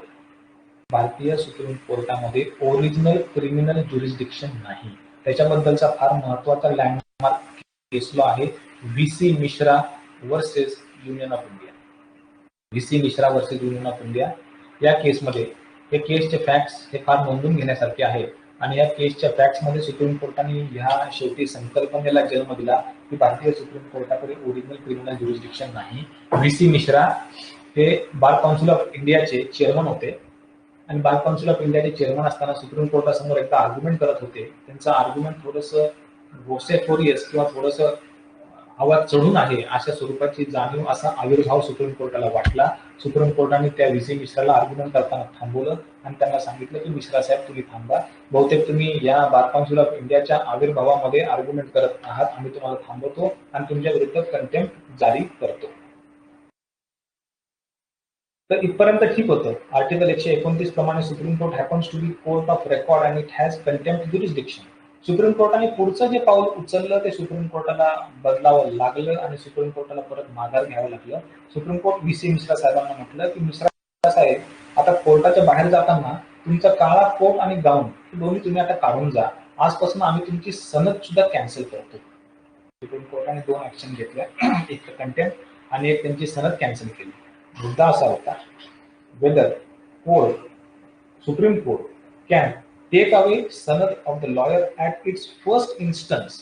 सनद देणं किंवा सनद काढून घेणं ऍडव्होकेट्स ऍक्ट प्रमाणे बार काउन्सिल ऑफ इंडिया किंवा स्टेट बार काउन्सिलची जबाबदारी आहे. त्याच्यासाठी मेकॅनिझम ऍडव्होकेट्स ऍक्टमध्ये दिलेलं आहे. जेव्हा या डिसिप्लिनरी कमिटीच्या समोर केसेस चालतात, that has features of criminal trial. भारतामध्ये जशी क्रिमिनल ट्रायल चालते तशा प्रकारच्या प्रोसिडिंगचं स्वरूप हे डिसिप्लिनरी कमिटी बार काउन्सिलचं असतं. आणि जसं एखादी क्रिमिनल ट्रायल चालते त्याच्यामध्ये आधी अक्युज असतो, अक्युज वरती चार्ज असतो, करून त्याच्यानंतर ट्रायल होते. त्या ट्रायलच्या अनुषंगाने त्याला विटनेस एव्हिडन्स सादर करण्याची मुभा असते. त्याच्यानंतर when it has to be proved beyond reasonable doubt, अक्युजचं रूपांतर कन्व्हिक्ट मध्ये होण्यासाठी ही प्रक्रिया क्रिमिनल ज्युरिस्प्रुडन्सची फॉलो करावी लागते. सुप्रीम कोर्टाकडे अशा प्रकारचं मेकॅनिझम नाही. Supreme Court of India has all the jurisdictions but Supreme Court of India does not have original criminal jurisdiction. आणि म्हणूनच सुप्रीम कोर्टाला व्हीसी मिश्राच्या केसमधली चूक ही पुढच्या जजमेंटमध्ये क्युअर करावी लागली. त्या केसचं नाव आहे Supreme Court Bar Association versus Union of India. Supreme कोर्टातल्या बार असोसिएशन मध्ये आमच्यासारखे प्रॅक्टिस करणाऱ्या वकिलांच्या मनामध्ये ही भीती उत्पन्न झाली की उद्या आपल्या तोंडातून एखादा वाववा शब्द बाहेर निघाला तर विनाकारण आपली सनद जायला नको आणि सुप्रीम कोर्टाच्या जजमेंटच्या विरुद्ध परत दुसरीकडे कुठेही अपील नाही. यासाठी मग शेवटी आपला बचाव करण्यासाठी सुप्रीम कोर्ट बार असोसिएशननी सुप्रीम कोर्टासमोरच पिटिशन मांडलं आणि सुप्रीम कोर्टाने आपली ही चूक मान्य केली आणि सुप्रीम कोर्टाने तेव्हा हे जाहीर केलं की भारतीय सुप्रीम कोर्टाला डायरेक्टली सनद काढून घेण्याची मुभा नाही, डायरेक्टली कोणतीही क्रिमिनल ट्रायल कंडक्ट करण्याची ही सुविधा सुप्रीम कोर्टाकडे नाही. Indian supreme Court has all jurisdictions except original criminal jurisdiction. वकिलाची सनद सेक्शन 38 प्रमाणे अपिलेट प्रोव्हिजन्सच्या द्वारे ऍडव्होकेट्स ऍक्ट प्रमाणे सुप्रीम कोर्ट काढून घेऊ शकतं. मात्र ओरिजिनल ज्युरिस्डिक्शन मध्ये कोणतीही संधी न देता, कोणतीही तशी साधन सामुग्री आपल्या हाताशी नसताना सुप्रीम कोर्ट असे उठाठेव करू शकत नाही, असं सुप्रीम कोर्टाने तेव्हा स्वतःवरतीच निर्बंध घालून दिलेले आहे. म्हणून जर कधी तुम्हाला स्पर्धा परीक्षेमध्ये प्रश्न विचारला की सुप्रीम कोर्टाकडे कोणतं ज्युरिस्डिक्शन नाही तर ओरिजिनल क्रिमिनल ज्युरिस्डिक्शन भारतीय सुप्रीम कोर्टाच्याकडे नाही, हे तुम्हाला ठळकपणे सांगता यायला हवं. मित्रांनो, आपण पाहतो भारतीय सुप्रीम कोर्ट हे जसं आजच्या नेवसे साहेबांनी मग अशी सांगितलं की पॉवर्स ऑफ सुप्रीम कोर्ट हा आपला आजचा विषय आहे. आणि भारतीय सुप्रीम कोर्ट आपल्याला एक वकील म्हणून किंवा भारतातला नागरिक म्हणून तरी आपण ज्या देशात राहतो, राज्यघटनेच्या आधिपत्याखाली आपला वावर चालतो, या राज्यघटनेच्या छत्रछायेमध्ये वावरताना या राज्यघटनेचा जो पालक आहे, हा जो धनुर्धर आहे, जर आपले 3-3 वाजता सुद्धा स्वतःचं कोर्ट अफजलगुरू सारख्या केसेसमध्ये उघडतो, सगळं जग झोपलेलं असतं पण सुप्रीम कोर्ट डोळ्यात तेल घालून राज्यघटनेचं संरक्षण करण्यासाठी जागं असतं. या सुप्रीम कोर्टाची काय व्याप्ती आहे, याच्या काय पॉवर्स आहेत, याच्या शक्तीची काय परिसीमा आहे, वकील म्हणून आणि एक नागरिक म्हणून आणि एक सामान्य ज्ञानाचा विषय म्हणून सुद्धा आपल्याला माहिती असणं अत्यंत गरजेचं आहे. तर मित्रांनो, जे राज्यघटनेचे अभ्यासकार आहेत आणि जगभरात जसे श्रीपती असतील, कोठारी असतील, असे जे ज्युरिस्ट आहेत, यांचं म्हणणं असं आहे की आपल्या भारतीय सुप्रीम कोर्टाची जर तुलना तुम्ही अमेरिकेतलं सुप्रीम कोर्ट इंग्लंडमध्ये सुप्रीम कोर्ट नाही, पण तिथलं एखादं सर्वोच्च न्यायालय असं आपण म्हणूया. ऑस्ट्रेलियाचं, कॅनडाचं सुप्रीम कोर्ट किंवा अजून कोणत्या प्रगत देशाचं सुप्रीम कोर्ट आणि भारतीय सुप्रीम कोर्टाची जर तुलना केली तर इंडियन सुप्रीम कोर्ट ह्या सगळ्या जगाच्या पाठीवरती असणाऱ्या त्याच्या सुप्रीम कोर्टाच्या भावंडांच्या तुलनेमध्ये सगळ्यात पॉवरफुल आहे. लक्षात घ्या. का पॉवरफुल आहे? कारण अमेरिकेच्या सुप्रीम कोर्टासमोर, त्याला फेडरल कोर्ट म्हणलं जातं, तिथं दोन भावांच्या 2 एकराबद्दलचा वाद चालवला जात नाही. तिथं फक्त आंतरराज्यीय वाद चालवला जातो. भारतीय सुप्रीम कोर्ट रोजच्या रोज 1000 केसेसचा न्यायनिवाडा विल्हेवाट लावतो. अमेरिकेमध्ये वर्षभरात फक्त 30 केसेस दाखल होतात. भारतामध्ये 1000 केसेसचा न्यायनिवाडा सुप्रीम कोर्ट रोज करतं. अमेरिकेमध्ये वर्षाकाठी फक्त 30 केसेस दाखल होतात. भारतीय सुप्रीम कोर्टाकडे कंटिन्युअस मॅन्डॅमसची पॉवर आहे. पब्लिक इंटरेस्ट लिटिगेशन ही जी नॉवेल कन्सेप्ट आहे, मित्रांनो लक्षात घ्या, जगाच्या पाठीवरती कोणत्याही ज्युडिशरीमध्ये पब्लिक इंटरेस्ट लिटिगेशन ही संकल्पना नाही. ती फक्त भारतीय सुप्रीम कोर्टाने भगवतींनी एपिस्टॉटल थिअरीच्या अन्वये 1982 साली त्याला जन्म दिलेला आहे. भारतीय सुप्रीम कोर्टाकडे अजून असणारी जी अभूतपूर्व पॉवर आहे ती म्हणजे घटनेने दिलेली 142 ची क्षमता, 142 ची पॉवर. तर तुम्ही राज्यघटना आसपास तुमच्या जवळ असेल किंवा लेक्चर संपल्यावरती मुद्दाम 142 तुम्ही त्या आर्टिकलचं वाचन करा. 142 हे भारतीय सुप्रीम कोर्टाला अत्यंत बलाढ्य सुप्रीम कोर्ट बनवतं. 550 लोकसभा, 250 राज्यसभा आणि 1 राष्ट्रपती अशा 801 लोकांनी दिलेला कायदा एकीकडे, आणि सुप्रीम कोर्टाचे जेव्हा 5 न्यायमूर्तींचा खंडपीठ, ज्याला 145 आर्टिकल प्रमाणे कॉन्स्टिट्यूशन बेंच म्हटलं जातं. मित्रांनो 801 लोक एकीकडे आणि 5 न्यायमूर्ती सुप्रीम कोर्टातले कॉन्स्टिट्यूशन बेंचचे एकीकडे. भारतामध्ये हे जे 5 न्यायमूर्ती सांगतात ते ब्रह्मवाक्य आहे.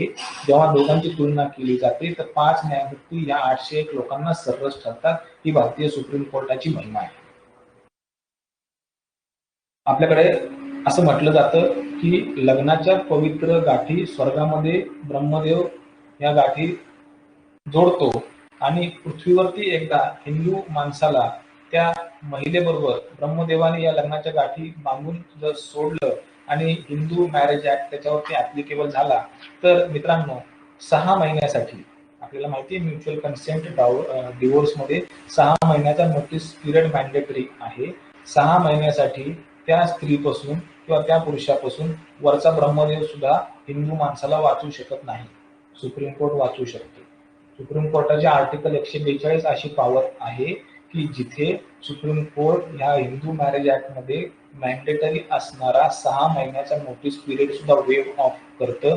इररिट्रिव्हेबल ब्रेकडाऊन ऑफ मॅरेज या संकल्पनेखाली शेवटी सुप्रीम कोर्टाने 1-2 महिन्यात सुद्धा त्या जोडप्यांना मुक्त विभक्त केलेला आहे. ही सुप्रीम कोर्टाची 142 ची पॉवर आहे. आपल्याकडे बहिणाबाई चौधरी फार छान सांगतात. विदर्भातल्या प्रसिद्ध कवयित्री बहिणाबाई चौधरी सांगतात, अरे संसार संसार वेड्या गळ्यातला हार नको म्हणू त्याला लोंढणं. पण गळ्यातला हार जेव्हा लोंढणं किंवा ओझं होतं, सुप्रीम कोर्टाला बहिणाबाईची ही कविता ऐकू जाते आणि सुप्रीम कोर्ट 142 चा वापर करतं आणि 1-2 महिन्यामध्ये सुद्धा त्या जोडप्यांना विभक्त करतं. शायनी आहुजा, तुम्ही ह्या माणसाचं नाव ऐकलं असेल. शायनी आहुजा या केसमध्ये जो फिल्म ऍक्टर होता त्याच्यावरती त्याच्याच मोलकरणीच्या विरुद्ध रेपचे चार्जेस लावण्यात आलेले होते. रेपचे चार्जेस शायनी आहुजाच्या विरुद्ध लावण्यात आले आणि नंतर जेव्हा ती केस चालली तेव्हा त्याचीच मोलकरीण कोर्टामध्ये जाऊन म्हटली की मला आता माझ्या ह्या चार्जेस पासून मला हे चार्जेस विड्रॉ करायचे, शायनी आहुजाच्या विरुद्ध मला काही कॉन्टेस्ट करायचं नाही, असं त्या कामवालीने जाऊन पुन्हा त्या कोर्टासमोर सांगितलं. तर कोर्ट म्हणलं नाही, हा जो अलिज ऑफेन्स आहे रेपचा हा नॉन कंपाऊंडेबल आहे, नॉन कॉम्प्रोमाइजेबल आहे, हा कॉग्निजेबल ऑफेन्स आहे. नॉन कंपाऊंडेबल ऑफेन्सला कंपाऊंड करता येत नाही. कंप्लेनेंट जरी उद्या कंप्लेंट माघार घेणार असेल तरी पण ती कंप्लेंट माघार घेता येत नाही, असं या केसमध्ये शेवटी शायनी आहुजाला सांगण्यात आलं होतं. पण मित्रांनो लक्षात घ्या, Supreme Court is the only court in India that happens to be the equity court. Non compoundable offence सुद्धा कंपाऊंड करण्याची ताकद सुप्रीम कोर्टाकडे आहे. कितीतरी रेप केसेसमध्ये जेव्हा त्या अॅक्युजनी त्या विक्टीम बरोबर लग्न केलेलं आहे तेव्हा त्यांना त्या शिक्षेमधनं मुभा देऊन त्यांच्यावरती ऑलरेडी झालेला सगळ्या अन्याय अत्याचार आता लग्न संबंधामध्ये परिवर्तित झालेला आहे. आता तरी यांना या संबंधाचा न्याय मिळावा म्हणून सुप्रीम कोर्टाने त्या अॅक्युजला पुढचं जीवन जगण्यासाठी त्याला ऑफेन्स कंपाऊंड करण्याची मुभा दिली. तुम्ही सुब्रता रॉय नावाचं हे जे फार मोठं उद्योग समूह आहे, सहारा सिटीचा हा जो सुब्रता रॉय मालक आहे, तर जसं बायकांची भिशी असते, पाहतो की दर महिन्याला बायका त्या भिशीमध्ये पैसे टाकतात आणि महिन्याअखेरीस ती भिशी कुणाला तरी लागते आणि मग त्या भिशीचे पैसे त्या बायका उचलतात. त्याला चिट फंड असं म्हणतात. तर सुब्रता रॉयने सुद्धा असंच एक मोठं चिट फंड काढलं, 25,000 कोटीचं चिट फंड. सुप्रीम कोर्टाची काय पॉवर आहे हे मला तुम्हाला मुद्दाम सांगायचंय. त्याच्यासाठी सुब्रता रॉयची ही केस अत्यंत महत्वाची आहे. तर सुब्रता रॉयच्या या चिटफंड केसमध्ये एक असा रिक्षावाला असतो की ज्यांनी त्याच्या मुलीच्या लग्नासाठी एक 2 का 3 लाख रुपये त्या चिटफंड मध्ये टाकलेले असतात. त्या पैशांचा सुद्धा गैरव्यवहार आणि अपव्यय होतो आणि शेवटी तो एक सामान्य माणूस आपल्या पैशांचा गैरवापर झालाय, अपव्यय झालाय म्हणून सुप्रीम कोर्टामध्ये पिटिशन टाकतो. सुप्रीम कोर्टामध्ये पिटिशन टाकल्यावरती सुप्रीम कोर्टातल्या राधाकृष्णन या जजसमोर सुब्रता रॉयचं हे पिटिशन येतं. केस मध्ये मला हे सांगायचं की सुप्रीम कोर्टाची काय व्याप्ती आहे, सुप्रीम कोर्टाची ताकद, त्याची परिसीमा कोणत्या प्रकारची आहे, ते वकील म्हणून आपल्याला माहिती असायला हवं. तर सुब्रता रॉयच्या केसमध्ये असा एका माणसाने डायरेक्टली सुप्रीम कोर्टात पिटिशन टाकलं की माझे हे पैसे यांनी खाल्ले ते पैसे परत मिळण्यात यावे. आर्टिकल 32 खालचं पिटिशन होतं. सुब्रता रॉयचे वकील होते राम जेठमलानी, जे आता दिवंगत किंवा वारलेले मिळत आहेत. तर राम जेठमलानींनी सुप्रीम कोर्टासमोर जस्टिस राधाकृष्णनना असं सांगितलं की जर का आमच्या पक्षकारांनी पैशांचा अपव्यवहार केलेला आहे असं तुमचं म्हणणं आहे तर जाऊन त्यांच्यावरती एखादा FIR लॉन्च करा, क्रिमिनल केस दाखल करा, पोलीस कंप्लेंट दाखल करून घेत नसतील तर प्रायव्हेट कंप्लेंट कोर्टामध्ये दाखल करा. जर पैसे रिकव्हर करायचे असतील तर मनी रिकव्हरी सूट सिव्हिल कोर्टामध्ये दाखल करा. डायरेक्टली सुप्रीम कोर्टामध्ये येण्याचं कारण काय? राम जेठमलानींचं म्हणणे अत्यंत प्रस्तुत, योग्य आणि स्तुत्य होतं. त्यांचं म्हणणं असं होतं की सुप्रीम कोर्टामध्ये डायरेक्टली येण्याचं कारण काय, आमच्यावरती जर का असा कोणत्या प्रकारचा आरोप असेल तर सिव्हिल किंवा क्रिमिनल प्रोसिडिंग तुम्ही आधी दाखल करा आणि मग आम्ही तिथे तुम्हाला उत्तर देऊ.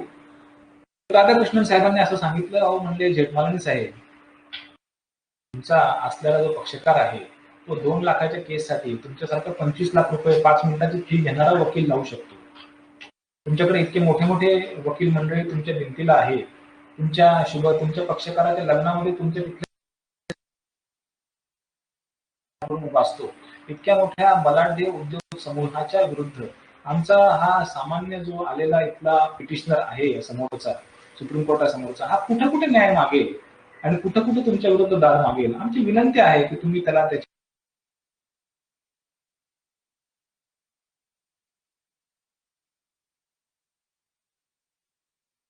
याला त्याच्या मागे एक बळाचा सुद्धा आविर्भाव असतो.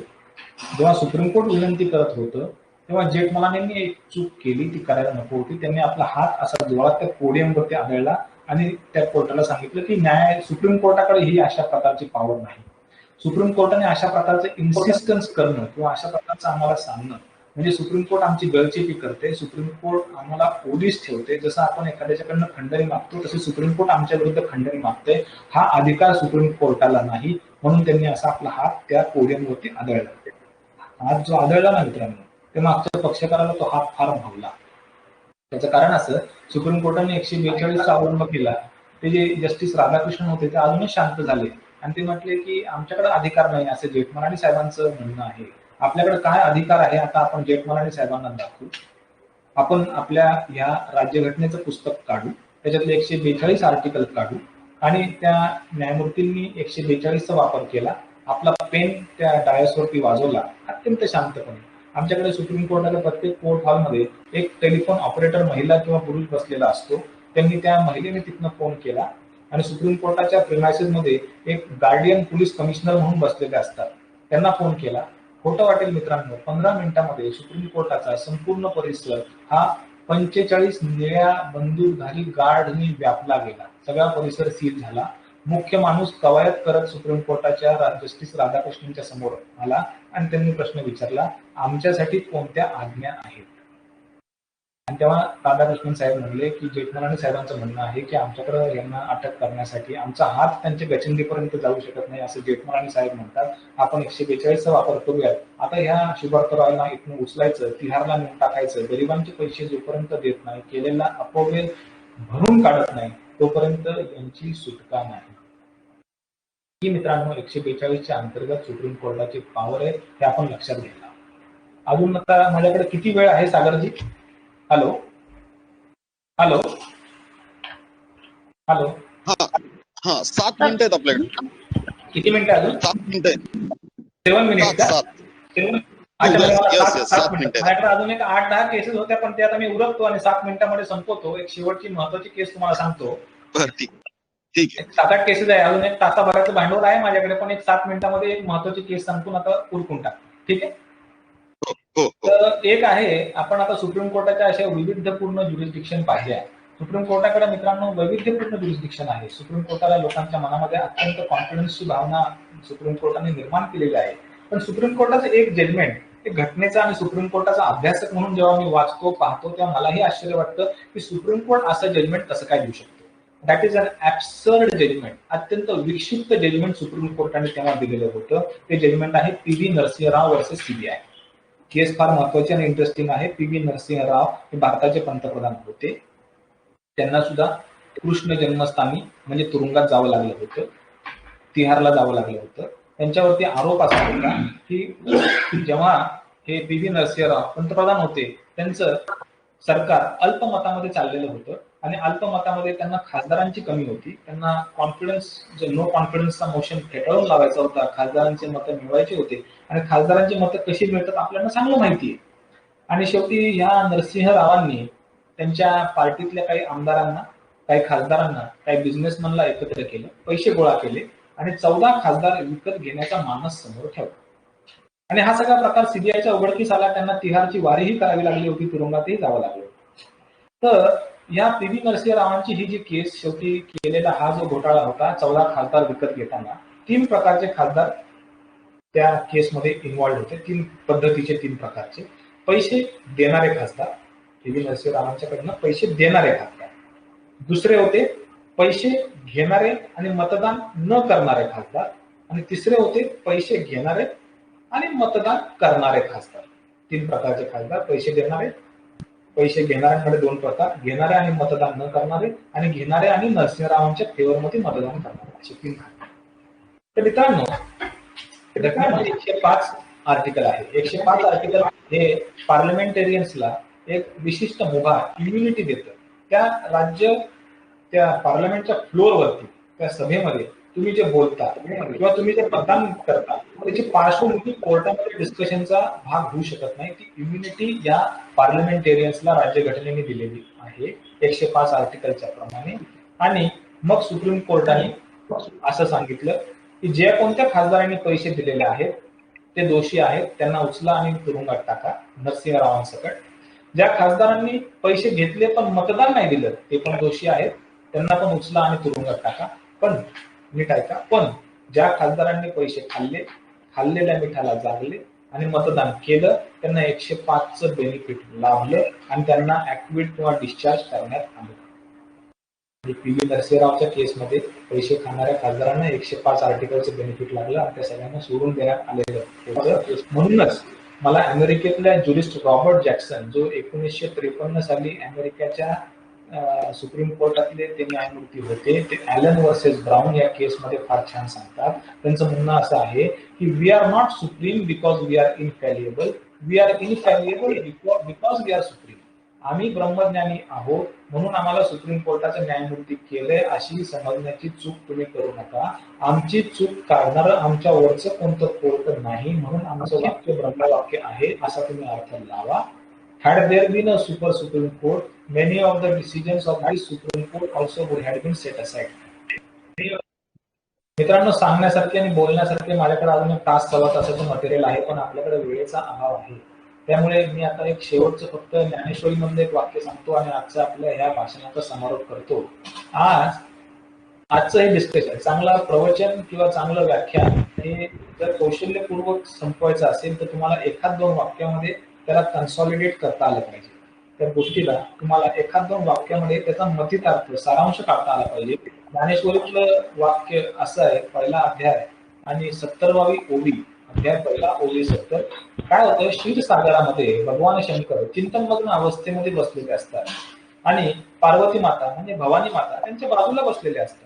आणि बरं, आपल्या पत्नीच्या सानिध्यात पतीच्या मनात कुणाचा विचार यावा म्हणून त्यांच्या मनामध्ये असूया उत्पन्न होते. भगवंताला ते प्रश्न विचारतात आणि भगवंताने दिलेलं उत्तर फार मार्मिक आहे आणि आजच्या आपल्या या डिस्कशनचं सारांश.